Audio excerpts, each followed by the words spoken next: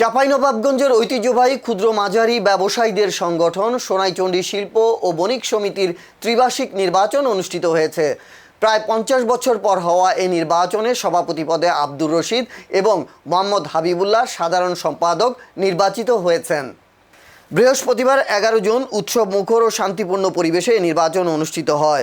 জানা যায় 11 সদস্যের কমিটির নির্বাচনে অংশ নিয়ে বিজয়ী হন 8 জন, বাকি 3 জন বিনা প্রতিদ্বন্দ্বিতায় নির্বাচিত হয়েছেন।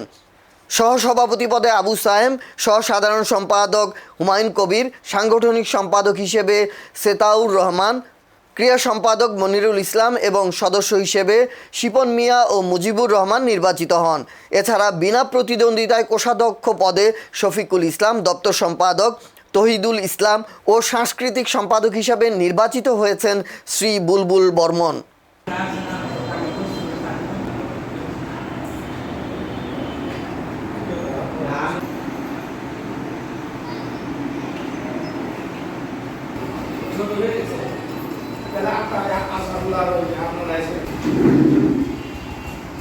আমার এলাকার উন্নয়ন